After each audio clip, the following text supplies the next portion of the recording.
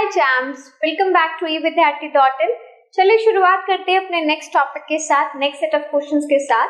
And now this time we have some numericals. तो अब हमारे पास कुछ एक दो क्वेश्चंस का मैंने एक सेट लिया है जिसमें कि आपको न्यूमेरिकल्स करने होंगे। सो बहुत मजा आएगा बिकॉज न्यूमेरिकल्स बहुत अच्छे हैं, इजी हैं लेकिन इंपॉर्टेंट है।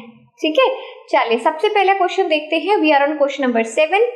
A person has a hearing range from 20 Hz to 20 kHz. So we all know कि किसी भी एवरेज ह्यूमन बीइंग की जो हियरिंग रेंज होती है वो 20 हर्ट्ज से 20 किलोहर्ट्ज तक की होती है। ठीक है, अब हमें क्या बताना है?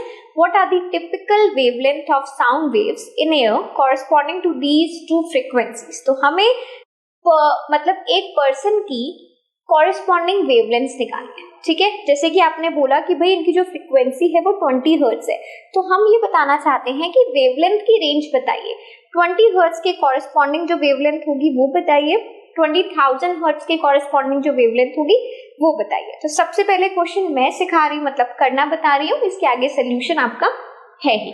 अब एक बात देखिए, हम लोगों को पता है कि जब भी हम बात करते हैं, चलिए वेवलेंथ छोड़िए, स्पीड की, ठीक है, स्पीड को हम लोग किससे डिनोट कर देते हैं? स्पीड को हम डिनोट करते हैं आपके v से। मैं भी वही कर रही हूँ, मेरी स्पीड ये हो गई। वेवलेंथ इनटू क्या होता है? वेवलेंथ इनटू फ्रीक्वेंसी होता है। ठीक है, अच्छा अब मुझे पता है कि स्पीड सेम लेनी है, मुझे वेवलेंथ निकालना है फर्स्ट फ्रीक्वेंसी के अकॉर्डिंग। तो मैं क्या कर सकती हूँ? v इज इक्वल्स टू पहली वेवलेंथ मैंने निकालना चाहती हूँ, speed will remain same, new 1 कर रहे हैं यानी कि फर्स्ट फ्रीक्वेंसी। ठीक है, ये कितना है हमें गिवन है? 344 इज इक्वल्स टू वेवलेंथ मुझे निकालनी है और पहली फ्रीक्वेंसी है 20। तो हम जब लैम्डा 1 निकालेंगे तो what we will do? 344 divided by 20। एक तो मुझे ये करना है, दूसरे केस में मुझे क्या करना है कि हमारी जो स्पीड है वो अगेन सेकेंड वेवलेंथ और सेकेंड फ्रीक्वेंसी के प्रोडक्ट की है। ठीक है, ये है 344। लैम्डा 2 हमें निकालना है, न्यू 2 हमें कितना गिवन है? 20,000। 20 किलोहर्ट्ज है ना, तो 20,000 हो गया। तो लैम्डा 2 मैं कैसे निकालूंगी? 344 डिवाइडेड बाय 20,000। बस इसको कैलकुलेट कर लो, आपके पास क्या आ जाएगा? हमारे पास दोनों वेवलेंथ का रेशियो आ जाएगा। देखना चाहते हो? मैंने बिल्कुल वही चीजें लिखी हैं। फर्स्ट केस में आपका जो लैम्डा 1 आएगा वो कैसे निकालोगे, सेकंड केस में जो आपका लैम्डा 2 आएगा वो कैसे निकालोगे। रेशियो नहीं निकालना है, सिर्फ आपको दोनों का जो एक रेंज देनी है। यानी कि अब मैं ये बोल सकती हूँ कि 17.2 मीटर से कितना हो गया? 0.172 मीटर तक की एक ह्यूमन बीइंग की, है ना, एक ह्यूमन बीइंग की वेवलेंथ की रेंज है, वेवलेंथ की।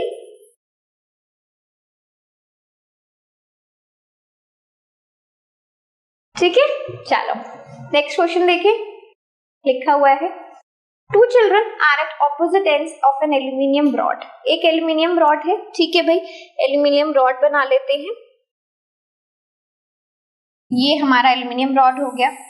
ये एल्यूमिनियम रॉड कितना लंबा है? मैंने मान लिया ये एल्यूमिनियम रॉड d डिस्टेंस तक का है। ठीक है, एक पर्सन यहाँ पर खड़ा है, ये थोड़ा गुस्से वाला पर्सन बन गया, बट कोई बात नहीं, थोड़ा सा स्माइलिंग वाला पर्सन बना देते हैं। ये एक दूसरे से बात कर रहे हैं। ठीक है, सो दो बच्चे हैं जो कि एल्यूमिनियम रॉड के दोनों एंड्स पे हैं। ये जो रॉड है इसके बीच का डिस्टेंस मैंने d ले लिया। Find the ratio of time taken by the sound wave. अगर किसी बच्चे ने इस जरिए अपनी आवाज को दूसरे बच्चे तक पहुंचाया है तो कितना समय लगा? या फिर हमें निकालना है कि अगर किसी ने सिर्फ हवा यानी कि डायरेक्ट कोई, जैसे आप लोग करते हो ना, हम लोग गेम खेलते थे पहले कि कोई भी एक पतला सा पाइप ले लिया या रॉड ले ली, और जैसे जिसमें कर्टेन्स नहीं डालते हैं, कर्टेन्स के लिए स्टील रॉड्स लगते हैं, तो वो स्टील रॉड्स जब आते थे ना, तो अगर लगे नहीं है तो उसमें पहले एक साइड से देखते थे, फिर एक साइड से बोलता था और दूसरे से सुनता था।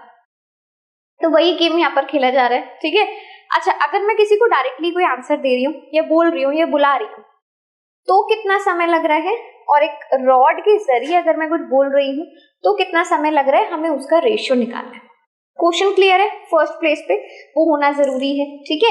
अच्छा अब देखते हैं, मैंने टोटल टाइम डी ले लिया और मुझे क्या पता है, मुझे ये पता है कि जब एल्यूमिनियम रॉड से कोई भी साउंड निकलेगी तो उसका जो स्पीड होगा वो क्या होगा, 6420, ठीक है। तो मैं यहाँ पे लिख देती हूँ एल्यूमिनियम रॉड के लिए, ये लो एल्यूमिनियम रॉड के लिए हम लेंगे 6420 मीटर पर सेकेंड। और अगर मैं एयर में स्पीड ऑफ साउंड की स्पीड एयर में क्या होती है, 340 मीटर पर सेकेंड। अब आपको स्पीड भी पता है, डिस्टेंस भी पता है, टाइम निकाल दो।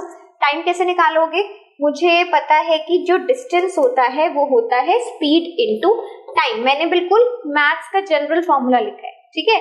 अच्छा अब मुझे डिस्टेंस कितना पता है, डिस्टेंस है d, स्पीड कितनी पता है, अगर मैं एल्यूमिनियम वाला केस लूं तो स्पीड है मेरे पास 6420 और टाइम मुझे नहीं पता, मैंने t1 ले लिया, ठीक है।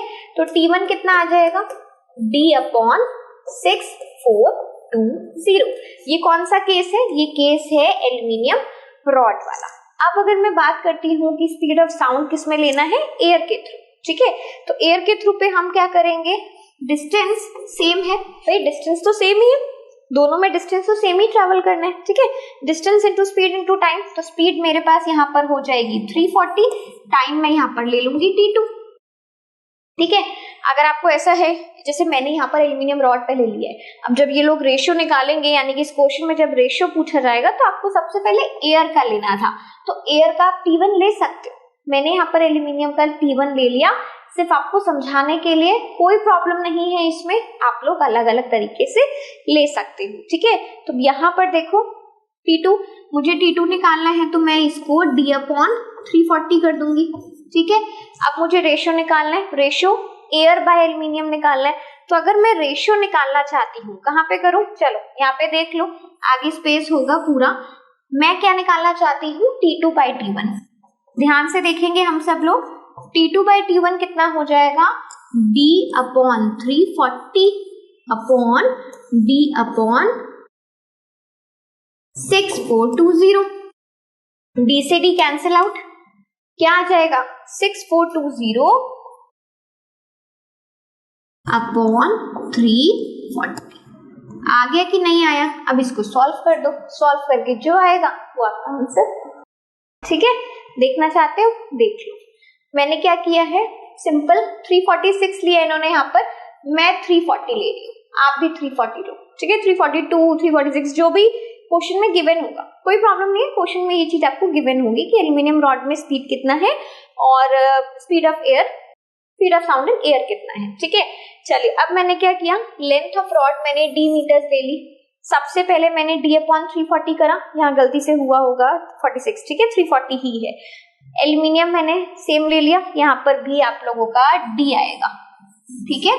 चलो अच्छा अब क्या किया, t1/t2 हमने किया, t1/t2 से मेरा भी यही आया था, t2/t1 से आया था मेरा तो, बट क्योंकि मैंने पहले एल्यूमिनियम लिया था, बात एक ही है।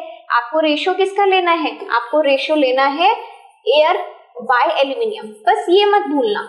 t1 t2 तो आपके मानने की चीज है ना, आप t1 किसी को मान लो, t2 मान लो, फर्क नहीं पड़ता।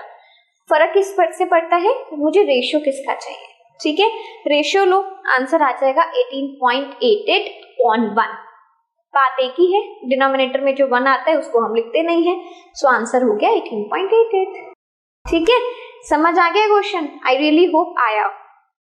Now is the time to close this session, end करते हैं यहाँ पर सेशन को। बहुत अच्छे क्वेश्चंस थे, इंपॉर्टेंट भी थे। Will see you guys very soon in the next video. Up till then everyone, take care, keep smiling, bye bye.